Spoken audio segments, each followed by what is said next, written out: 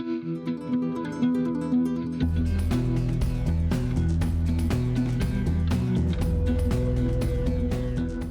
good, you're here. I apologize that I've been gone from you for so long. Last week, my sweet kitty Addie got sick. I was beside myself, because they can't tell you what's wrong. I don't speak cat, no matter how hard I try. Meow! Meow!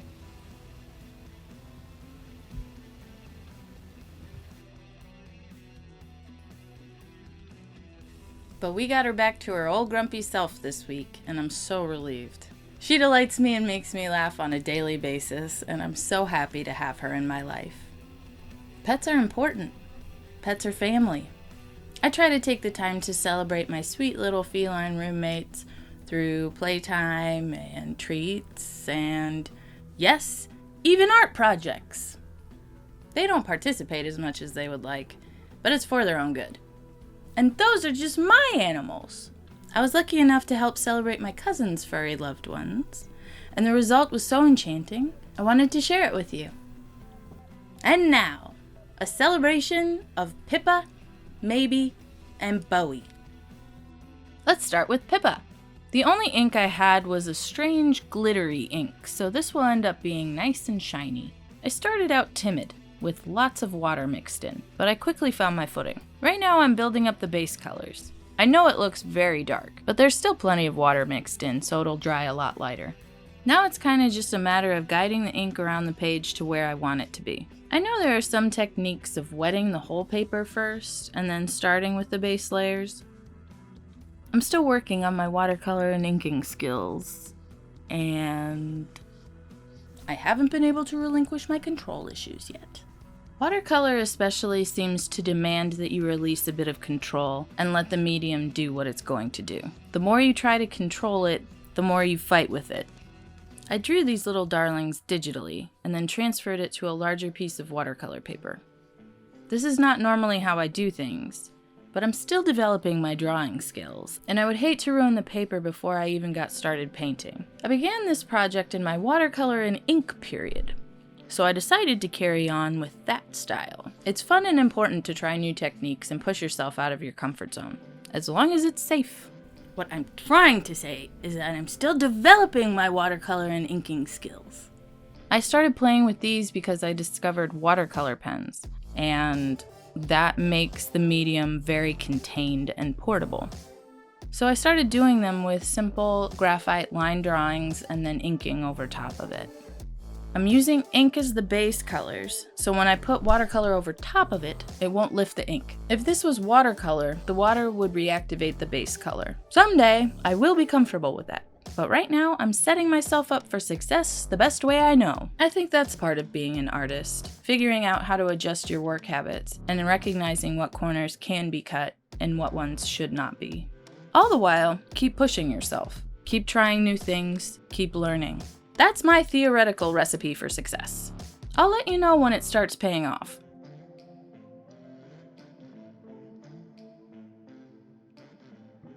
They say watching paint dry is a negative thing, but I find this very soothing. This whole project is just playing with water and color. Two of my favorite things. Gotta make sure I do these sweeties justice though. Can't be all fun and games, and it's not! Look how light that wash was. This is gonna take forever. I adjusted the ink to water ratio and went in for a second layer. On to Maybe. This brown color is a little strange, you may notice, because the ink set I have did not have brown, so I had to make it by mixing orange and blue and a little bit of black together. It's so interesting. It seems like the orange separates in certain areas, but not others. I'll do a couple coats and a wash or two of black, and it'll even out.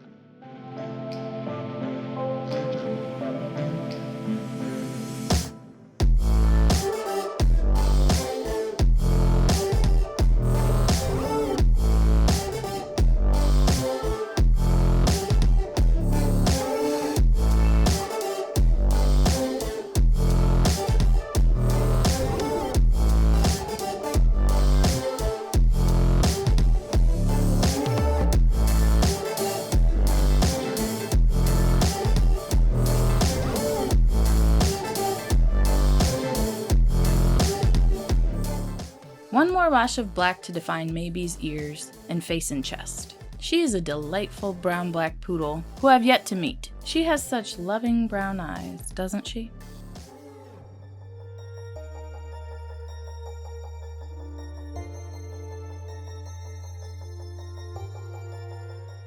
Pippa is now dry, so I can go back and darken up some areas.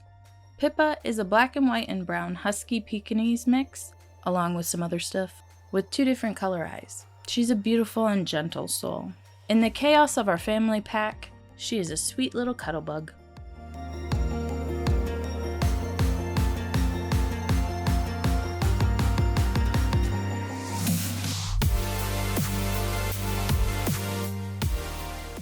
I was good for this project. I let the layers dry in between. Often, I am so impatient with paint, and I'm the only one who suffers from that impatience. So I really tried to be good this time.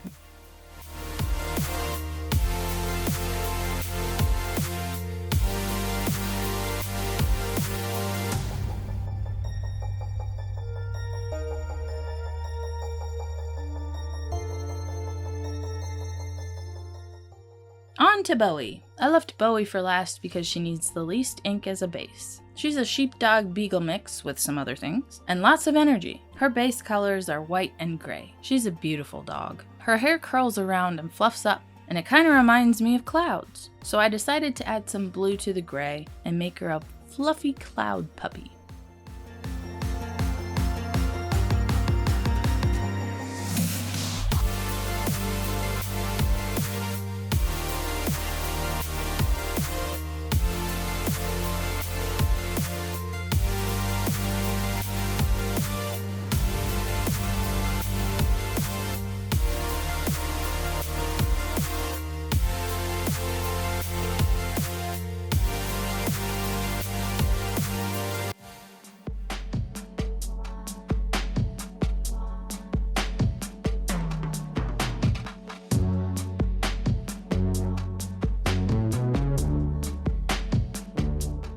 To the watercolors, and the development of these lovely sky puppies. I realized the only watercolors I had were these fantastic 24-pan metallic set by Arteza.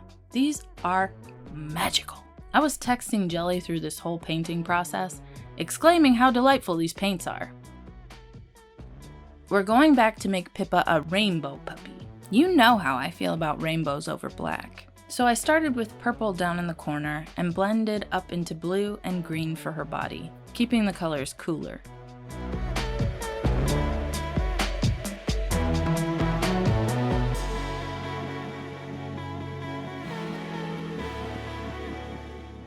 Then I brought the warmer colors to her head, repeating the cooler colors in her eyebrows.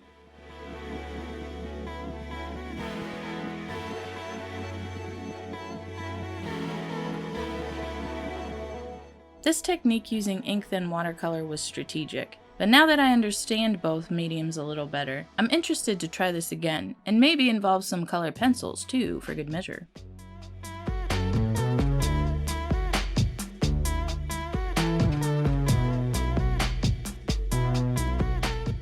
Shout out to my fantastic crew over on Patreon. Thank you, Extortion Bunny, Danny, and the artist currently known as Mom. Thanks for supporting me, you guys. It means the world. Together, we are creating some weird and wonderful art.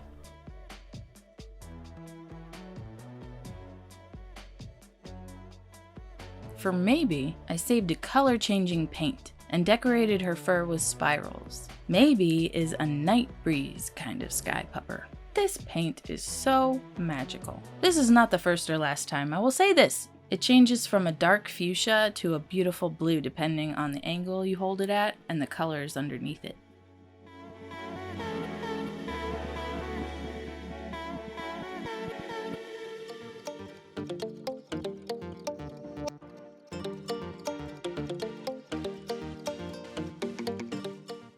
I used this color for her chest and fur on top of her head. I used a black that looks silver at certain angles, and looser spirals to further separate her ears and trunk from her chest and face.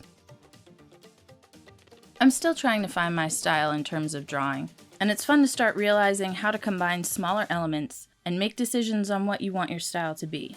Lots of little things to make up a big thing. People speak about someone's style like it's one big thing, like a giant tree. But when you look closer, you realize there are all different parts of a tree. The bark, the leaves, the roots, the heartwood. There's lots of parts of a tree. And then there are even creatures that live in and on the tree. One giant tree is made up of many little things if you look closer at it. And developing an artistic style is like that, I think. You step back from an artwork and say, I can tell who produced this because of the style it was created in. But what does that mean? It means you've noticed that an artist always uses cross-hatching in the shading, and maybe uses contrast extremes to create stark, dramatic characters. Perhaps they use a combination of free-flowing line work and geometric shapes to decorate their image. All the little elements make up the big, ever-growing, ever-changing tree that is someone's style. And to work and develop it is not an easy thing. It definitely is not for me. No one has ever explained it to me in a way I could understand. I just had to start doing it, and now I think I understand. Does any of this make sense? For Bowie's white areas, I came in with a base of pearlescent white, then shaded it with gray. I also brought in some pure white, loose spirals for her fur to add texture. The blue ink reactivated more than any of the other colors did, but I didn't really use white on any other areas, so maybe that was the problem. I like playing around with eyelids and asymmetrical eyes as part of my style. I also like keeping in some of the sketchy lines that are the result of building the drawing up. It is still the very humble beginnings to a style, but it makes my characters a little silly, and that makes me smile. I hope this decision helped capture some of the silliness that our pets bring to our lives.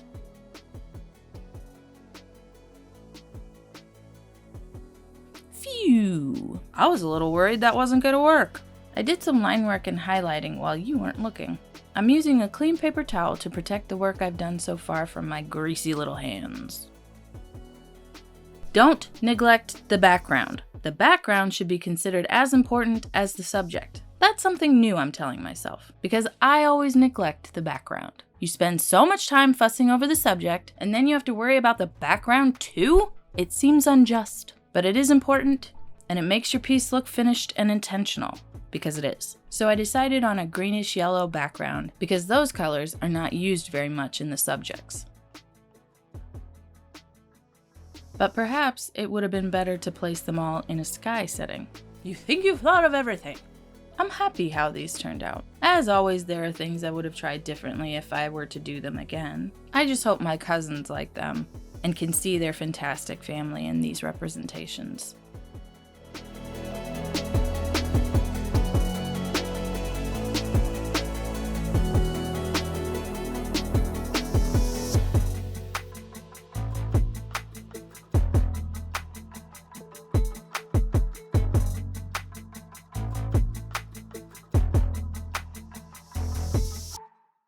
I ended up making two versions, one for each cousin. The line work and color palette are similar, but I inverted the placement of some of the colors for the second portrait.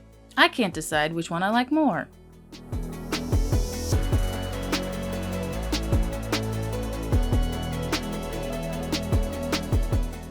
The paint is so shiny, it looks almost like foil.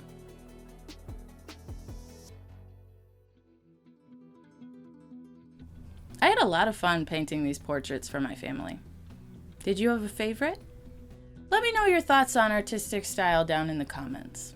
It's taken me a long time to wrap my head around even trying to start developing something that may one day be my style. And I'm really curious to learn more and continue the conversation. If you liked what you saw here today, consider hitting the like button. Perhaps today's the day. Subscribe and join the fun. I have some really fun things going on over at Patreon. If you're interested, I'll leave all the pertinent links below. Thanks for stopping by and hanging out with me. That's all for today, my friends. Take care, and I'll see you next time.